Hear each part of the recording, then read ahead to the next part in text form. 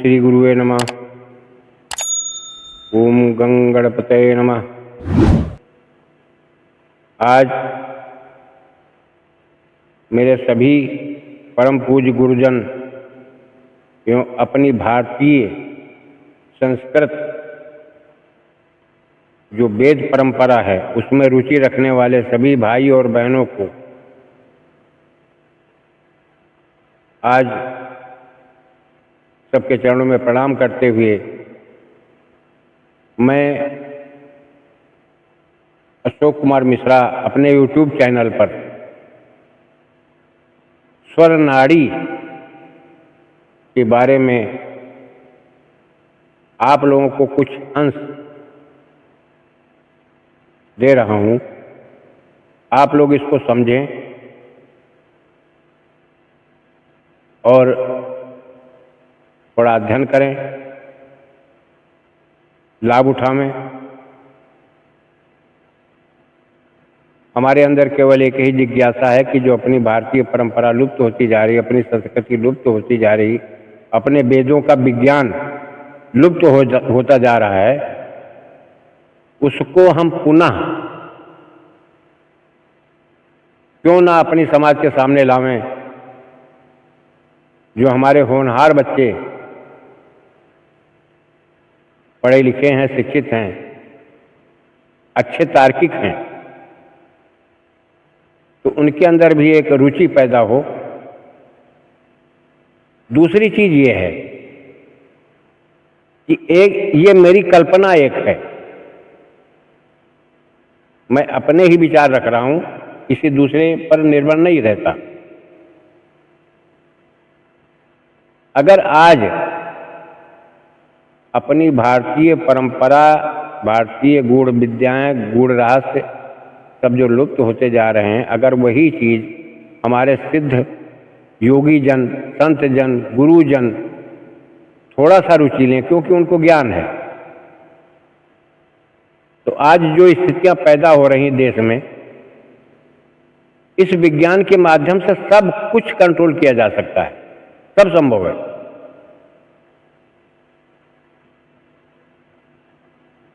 कभी पहले मयोंग में, बूढ़ा मयोंग में कि विद्या इतनी तीव्र थी कि 400-500 वर्ष पहले की बात है, जब अकबर का शासन था, उस समय की बात है। वहां पर इतने इस क्रिया के दक्ष लोग थे, इतने पारंगत थे कि पता चला कि 1 लाख घुड़सवार अकबर ने भेज दिया वहां पर कब्जा करने के लिए, और वहां के तांत्रिक और मांत्रिक लोगों ने मिल करके एक ऐसी दीवार खड़ी कर दी कि 1 लाख घुड़सवार तो चले आए, और वो अदृश्य रूपी दीवार, सभी लोग अंदर तो चले गए, लेकिन दीवार क्रॉस करने के बाद वो कहां गए, आज तक इतिहास गवाह है। वहां पर जाकर पूछिए, मयोंग में, बूढ़ा गांव में म्यूजियम जो बना हुआ है, वहां पर हिस्ट्री लिखी रखी है। मेरी बात असत्य हो तब आप कमेंट करें, क्योंकि मैं उस क्षेत्र में रह चुका हूं, 6-6 साल गुजर चुके हैं मेरे। इसलिए मेरे अंदर भी एक जिज्ञासा है, क्यों ना अपने भारतीय परंपरा के विज्ञान को जो लुप्त हो गया, सुसुप्त हो गया, या अज्ञानता बस लोग छोड़ करके दूर बैठ गए, ये अपनी परंपरा है मेरे भाई। आज सभी पूजा पाठ अंधविश्वास क्यों कहा जाता है? क्योंकि यथार्थ रूप में, यथार्थ जिनको जानकारी थी, सत्यता जो जानते थे, उन लोगों ने दबा रखा, छिपा रखा और तब लेकर के चले गए।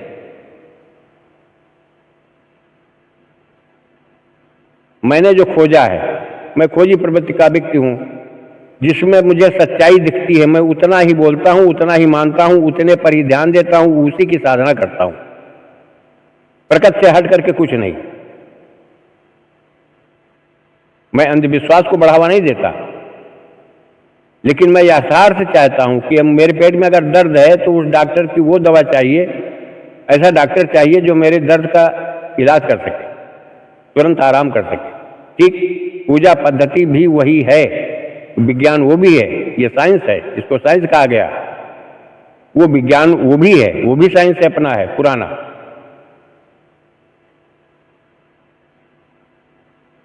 आज अगर हमारे समस्त तंत्र मंत्र के जानकार व्यक्ति जितने भी हैं, ये सभी लोग चाह लें तो एक ऐसी वाइब्रेशन तैयार कर दें अपने देश के बॉर्डर पर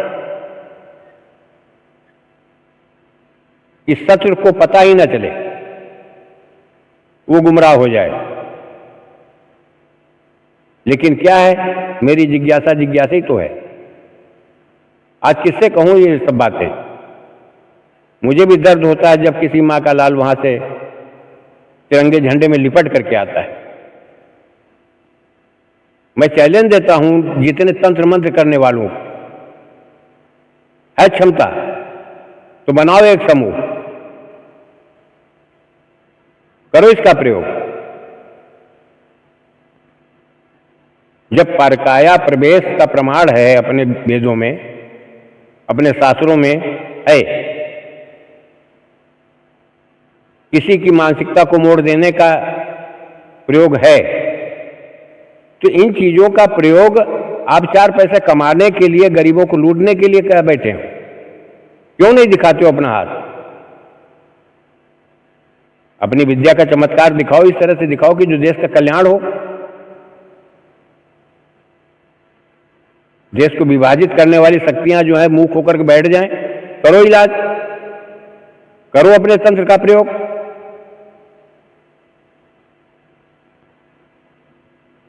मेरी बात को अन्यथा न लेना मेरे भाई बहन और गुरुजन, सबसे मेरा हाथ जोड़ करके निवेदन है कि मुझे कष्ट होता है सारी स्थितियों को देखकर। अगर मैं आवेश में आकर कुछ बोल गया हूं, आप सबकी मर्यादा है इसमें, उसको अन्यथा न लेना। तुम्हारे अंदर पावर नहीं होगा, तुम्हारे अंदर एनर्जी नहीं होगा तो बेकार हो। तो अपने उस विद्या का रहस्य खोलो थोड़ा सा। इस अपनी समाज को अगर कोई योग्य बैठता है, उस व्यक्ति को दीजिए आप, कुछ कल्याण हो समाज का, देश का कल्याण हो। आज मैं स्वरनाड़ी के बारे में आप लोगों को थोड़ी जानकारी दे रहा हूं, जो कुछ अंश हैं। यही नाड़ी तुम्हारी कुंडलिनी की भी जागृत करती है। इसी नाड़ी से आप अगर स्वर नाड़ी का ज्ञान हो जाए तो भूत भविष्य वर्तमान सब कुछ आपकी जानकारी में आ सकता है। लेकिन पूर्णतया सिद्ध कर पाओ तो, क्योंकि ये नाड़ी ईड़ा पिंगला सुषुम्ना तो है ही है, ये तो खेल है, लेकिन इसके साथ में ईड़ा पिंगला सुषुम्ना के साथ में किस नाड़ी के प्रवाह में तुम्हारा कौन सा तत्व जागृत हो गया, उस समय तुम्हें क्या करने से लाभ होगा।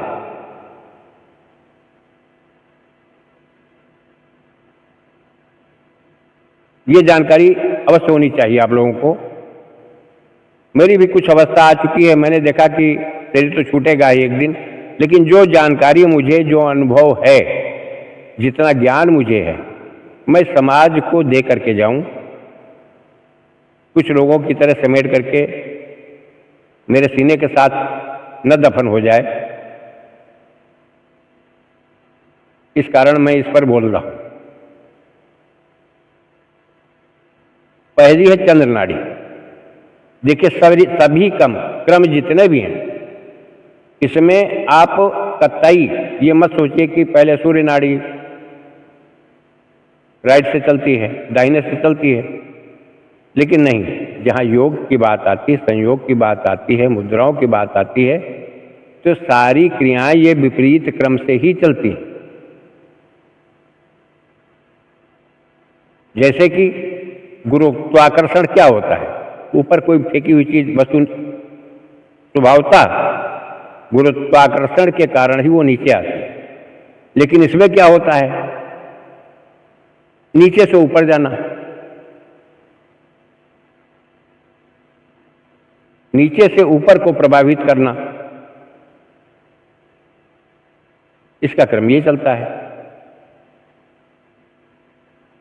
सबसे पहले मैं चंद्र नाड़ी के बारे में बता रहा हूं। चंद्र नाड़ी, सूर्य नाड़ी और सुषुम्ना, अब तीनों के रहस्य जान लो। जैसे चंद्र नाड़ी है, तो चंद्र नाड़ी अगर तुम्हारी जागृत है और आप पुरुष हैं, तो इसके प्रभाव को आप जान ले कि चंद्र नाड़ी को संयमित रखा जाता है। पहली चीज, चंद्र नाड़ी का प्रभाव आप जान लीजिए। चंचलता, सौंदर्य के प्रति आकर्षित होना या आकर्षित करना, वाक शक्ति अच्छी होना, बोलने की क्षमता अच्छी होना, अलंकार, भेद भाव, रस का ज्ञान होना,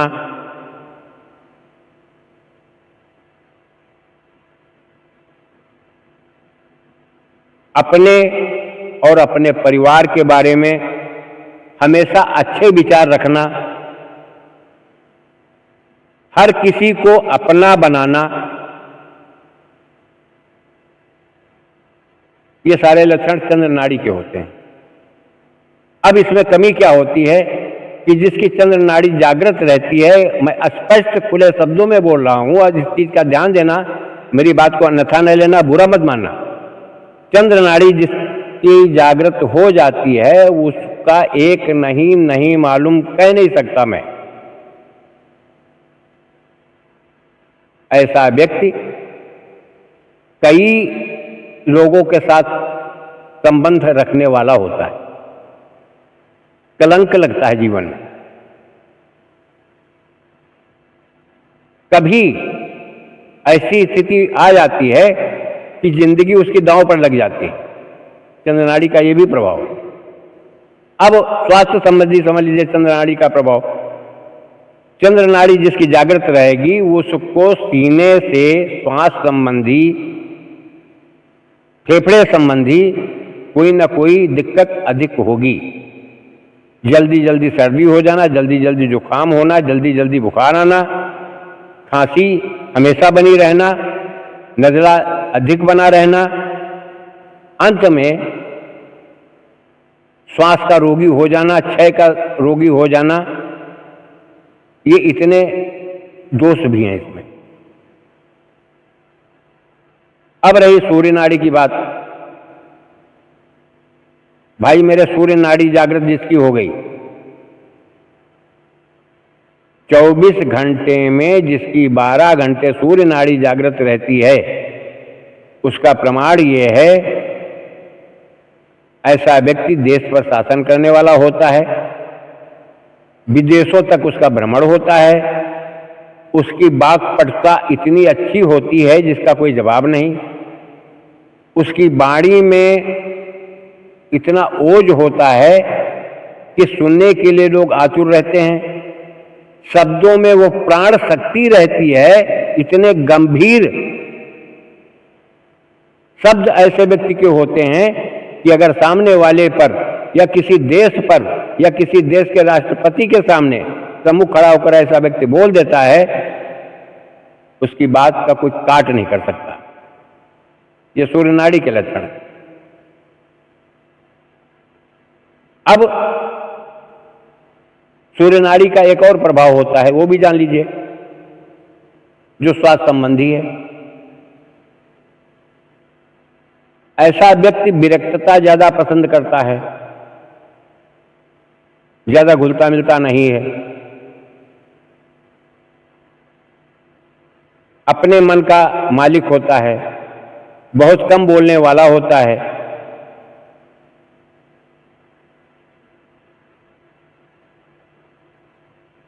ये सारे लक्षण सूर्य नाड़ी के होते हैं। लेकिन हाँ, जब बीच बीच में चंद्र नाड़ी सूर्य नाड़ी से टकराव होता है, एक दूसरे में विलय होने की कोशिश करते हैं, उतने समय कोई दूरदेशी यात्रा वो करता है व्यक्ति।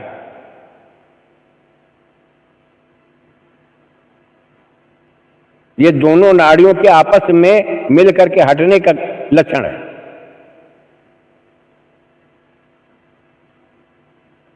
सब पर शासन करना ही उसका मुख्य ध्येय बना रहता है।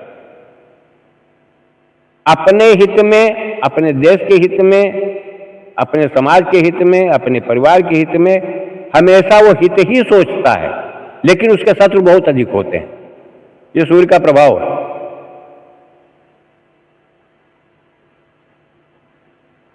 ये सूर्य नाड़ी का एक सिद्धांत है। अब लास्ट में सुषुम्ना नाड़ी आ गई। सुषुम्ना नाड़ी का एक सीधा सिद्धांत होता है, सीधा प्रभाव होता है कि जिस समय तुम्हारी सुषुम्ना नाड़ी जागृत, जिसकी भी जागृत हो जाती है या जो भी सुषुम्ना के अधीनस्थ हो जाता है, जो सुषुम्ना को जानता है, इसके राज को पहचानता है, वो व्यक्ति अधिकतर संयमी, क्रोध न करने वाला, एकांत वास करने वाला, बहुत ही सैद्धांतिक, बहुत ही सिद्धांत का पक्का, एकनिष्ठ, प्रकृति को मानने वाला, प्रकृति के नियमों का निर्वाह करने वाला, अच्छा संत, अच्छा योगी, योग क्रियाओं में निपुण, योग क्रियाओं में पूर्ण सिद्धहस्त, योग के बारे में संपूर्ण ज्ञान और योग के द्वारा ही प्रकृति से जुड़ जाने का सिद्धांत ऐसे व्यक्ति को मालूम होता है। इन चीजों पर आप लोग थोड़ा सा ध्यान दें।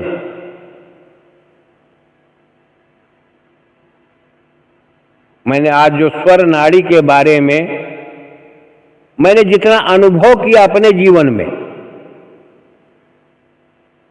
अनुभव किया, मैं उतना ही बोल गया हूं, क्योंकि कुछ सिद्धांत मैंने शिव सर्वोदय से लिया, उस पर मैंने अध्ययन किया, फिर मैंने प्रैक्टिस किया, प्रयास किया, प्रयास करने के बाद में उसके प्रभाव को देखा, फिर अपने शरीर पर मैंने उसका अनुभव किया, अध्ययन किया, और उस क्रिया को मैंने अपनाया। इसके बाद जो मुझ पर प्रभाव पड़ा, मेरे शरीर पर प्रभाव पड़ा, जो मेरी मानसिकता पर प्रभाव पड़ गया, उसके बारे में मैं बोल रहा हूं। आज आप सभी गुरुजनों को प्रणाम करते हुए, अपने भाई बहनों को मेरा प्यार भरा नमस्ते। अपने सभी संत समाज के चरणों में प्रणाम, सभी बुद्धिजीवी, सभी अपने सनातन धर्म को मानने वालों के चरणों में बार बार मैं प्रणाम करता हूं। मेरी बात पर अन्यथा ना लेकर के एक बार ध्यान अवश्य करें, और जिन व्यक्तियों के साथ ऐसा होता है, वो अपने विचारों से, अपने शरीर से, अपनी सामाजिक एक परिवेश से, सामाजिक व्यवहार से मेल करके खुद ही आंकलन कर लें कि मेरी बात अन्यथा तो नहीं जा रही। आप लोगों को बहुत बहुत धन्यवाद। जय भारत, वंदे मातरम।